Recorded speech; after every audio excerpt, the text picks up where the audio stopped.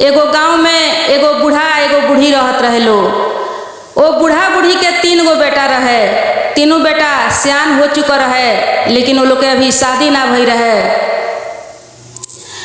बुढ़िया माई जौन रहली उ शिव जी के शिष्या रहली, शिव के अपन गुरु बनौले रहली।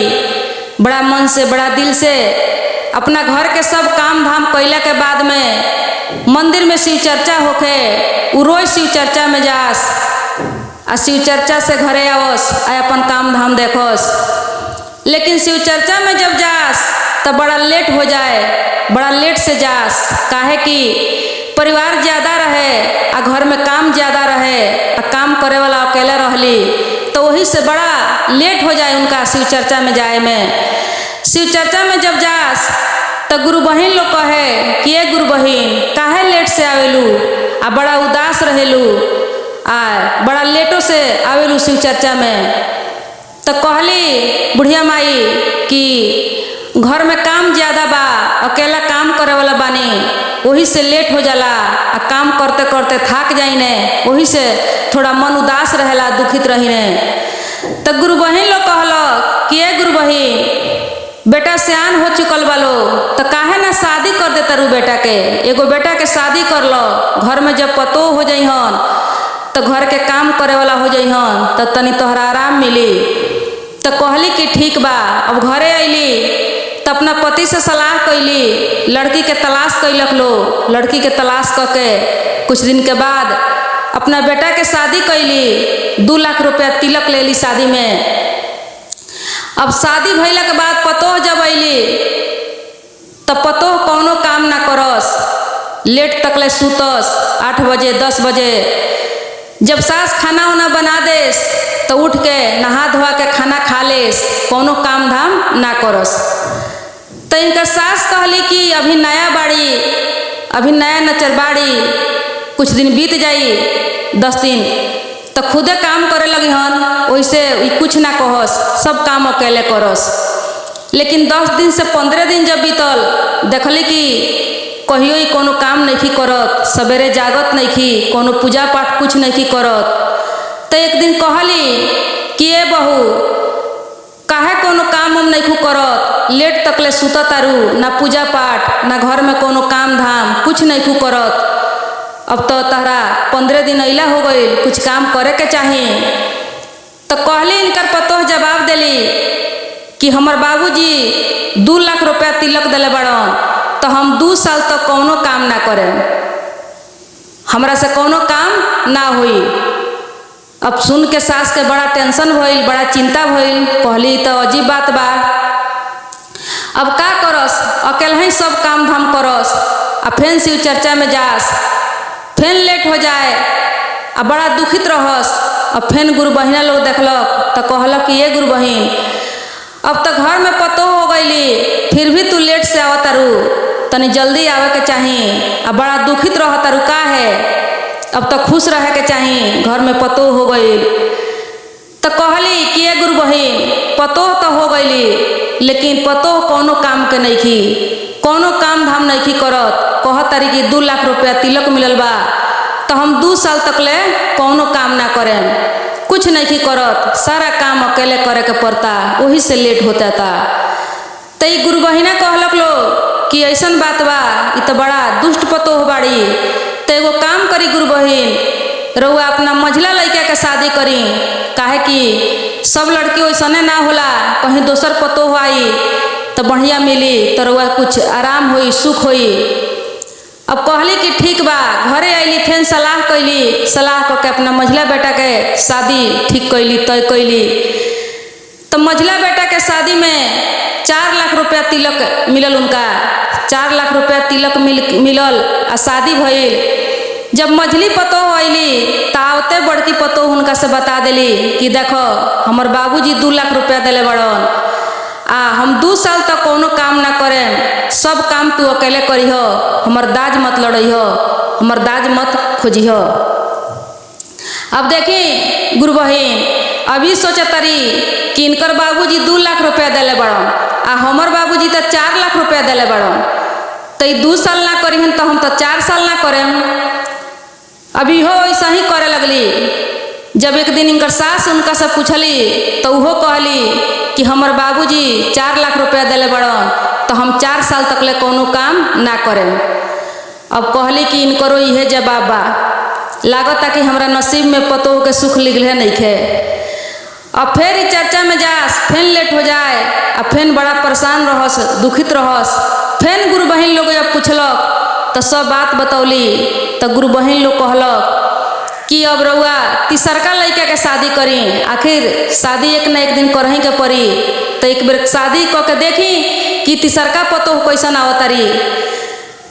तो ई बुढ़िया माई अली आके अपना तीसरका लड़का के शादी के योजना बनौली आ बड़ा गरीब लड़की खोजली। कहली कि अब की दाव गरीब लड़की से शादी करें आ 1 रुपया तिलक ना लेम। अभी गरीब लड़की खोज के आ शादी कैली। जब शादी कैली तो इनकर पतो होइली तो बड़ा सुंदर सुशील आ संस्कारी रहली। आवते घर के सब काम करे लगली, सब केहू के सेवा सत्कार करे लगली, पूजा पाठ करस, बड़ा बढ़िया से अपन घर संभाले लगली, देख रेख करे लगली। अब इनकर सास खुश हो गईली, एकदम टाइम से शिव चर्चा में जास, बड़ा मन से दिल से जाके गुरु बहन लोग से बतौली। कहली कि अब हम बहुत खुश बानी, हमर पतो बड़ी बढ़िया मिलल बाड़ी, सब अब ठीक ठाक हो गई। अब एक दिन एगो पर्व के दिन आइल, पर्व त्योहार के दिन जब आइल तो ई सास जौन रहली वो अपना छोटकी पतोह से कहली कि आज हमनी के नदी नहाए चल जाओ। आज नदी से नहा के जब आवल जाई तब पूजा पाठ कइल जाई, मंदिर चलल जाई, अब व्रत रखल जाई। तो ई दोनों सास पतोह चल गइल बालो गंगा स्नान करे। जब गंगा स्नान करे गइल बालो तब तक महादेव जी सब देखत रहनी। कुछ दिन से अब ए बुढ़िया माई के द्वार पर आके एगो साधु के भेष बना के अइनी आ साधु के भेष बना के आके बैठ के सारंगी बजावे लगनी। जब सारंगी बाजे लागल तो ये दोनों पतोह जौन रहेलो बड़की या मझली, ये लोग के सारंगी के बाजा अच्छा ना लागल। दोनों जने बड़ा खीस में बड़ा क्रोध में बाहर आइलो आके और बाबा के लागल लोग भगावे आ खिसियाए कि सब बाजा हमनी के पसंद नहीं खे, हमनी के डिस्टर्ब होता, ई बाजा रउआ कहीं और लेके जाई। तब बाबा कहनी कि ये बेटी हम बड़ा भूखा बानी, हमरा बहुत भूख लागल बा, हमरा के कुछ बना के खिया दलो, ओकरा बाद हम यहाँ से कहीं चल जाए। अभी बात सुन के बड़ा खीस में औरी लोग उतर गइलो कि आज तक हमनी के घर के एगो कोनो काम ना कइनी सन, अपना सास के बना के ना खियौनी सन, अपना पति के ना बना के खियौनी सन, आ इनका के हमनी के भोजन बना के खियाई सन। हमनी के घर में भोजन नहीं खे, भोजन बनावे वाली गइल बालो गंगा स्नान करे, रोज जाई यहाँ से ही बजा लेके। बहुत अनाप शनाप लागल लोग बोले। जब लागल लोग बोले तो साधु बाबा गुस्सा हो गईनी आ गुस्सा होके कमंडल से जल निकाल के आ दोनों जिन के देह पर छीट देनी। जब जल छीट देनी तो दोनों जनी तुरंत भैंस बन गईलो। आ जब भैंस बन गईलो तो गांव वाला लोग वहाँ देखत रहे, कुछ ना करे सकल। आ वहाँ से साधु बाबा चल दिहनी। जब साधु बाबा चल गईनी तो थोड़ा देर के बाद देखी गुरु बहिन दोनों सास पतोह आवता लो गंगा स्नान करके। जब आई लोग तो अपना द्वार पर दूगो भैंस देखलक लो तो सोचलक लो कि कहीं से केहू के भैंस आइल होई। अभी लोग अपना घर में गइल, घर में देखता लो तो वो बड़की पतो आ मझली पतो कहीं ना लौकलो। जब कहीं ना लौकलो तो आके बाहर गांव वाला से अगल बगल के पड़ोसिया लोग से पूछलक लो कि हमनी के पतो कहीं गइल खलो देखलो हलो कि, तो ई कहलक लो कि तोहर हई भैंस जौन बा इहे दोनों तोहर पतो हलो बड़की या मझली। एगो बाबा आई रहनी हो, बाबा से बड़ा जवाब लड़ौलक हलो, बाबा कुछ खाए के मांगत रहनी हो तो ई बाबा से जवाब सवाल कैलक हलो। बाबा खीस के मारे अपना कमंडल से जल निकाल के आ छीट देनी हो, आ उहे जल के कारण ये लोग दोनों भैंस बन के बैठल बालो। अब बुढ़िया माई वहाँ से पूछली कि बाबा केने गईनी हो, बतौलक लो। अब दौड़ल दौड़ल बाबा के खोजे लगली, खोजते खोजते गांव से बाहर बाबा बैठा रहनी। जाके बाबा के पैर पकड़ लेली, लगली निहोरा करे कि हे बाबा हम लोग खातिर माफ़ी मांगतनी, माफ़ करी, हमरा दोनों पतोह के फिर से इंसान बना दी। बहुत गलती वो लोग से भइल बा, लेकिन हम माफ़ी मांगतानी। तब बाबा कहनी कि तू काहे माफ़ी मांगतारू, तहरा साथ तो ऐसा अन्याय कैले बालो, कहियो एगो ना कोनो काम करे लालो, ना तोहर सेवा ना तोहर टहल ना कोनो मान सम्मान ना कुछ। फिर भी सास कहली कि ना हे बाबा जाए दी, कोनो बात नहीं खे, हमरा बेटा के घर टूट जाई, हमर घर बिखर जाई, माफ़ करी वो लोग के फेन जैसन के तैसन बनाई। तब बाबा कहनी कि जाके शिवलिंग पर से थोड़ा सा जल लिया के और लोग के दोनों जने के पिया दी हो और लोग के देह पर छिट दी हो, फेन वो जैसन के तैसन हो जाइलो।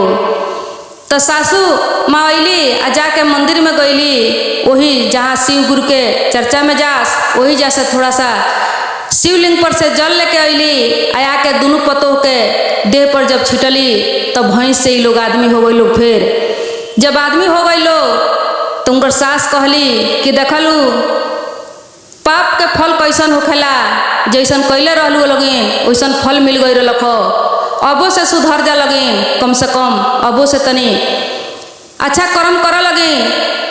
तई दोनों पतो लोग बड़ा शर्मिंदा भइल, अपना सास के गोड़ पकड़ के माफ़ी मांगलक लो, कहलक लो कि बहुत गलती भइल बा, हमनी से बहुत गलती कैले बानी सन, लेकिन आज से ऐसा ना हुई, आज से हमनी के सब काम करम सन, राउर सेवा करम सन, मिलजुल के प्रेम से घर में रहम सन, आ शिव जी के हमनियों के गुरु बनाएम सन, आ उनकर शिष्या बनम सन, रउआ साथे साथे हमनियों के शिव चर्चा में चलम सन। हमनी के पर्दा जौन रहो आँख पर उ खुल गई, हमनी के बुद्धि हो गई, ज्ञान हो गई, कह के वो लोग माफ़ी मांगलक लो। आए अपना सास के गले लगा के घर में गई लो, आ तीनों जेठानी देवरानी मिलके सास मिलके सब केहू प्रेम पूर्वक रहे लगलो, आ शिव जी के गुरु बना लेलक लो, आ उनकर शिष्य बन के शिव चर्चा में जाए लो, आ एकदम वो लोग के घर में सुख शांति हो गई, तीनों जनी के संतान के प्राप्ति भइल, बड़ा बढ़िया जीवन वो लोग के बीते लागल। हर हर महादेव।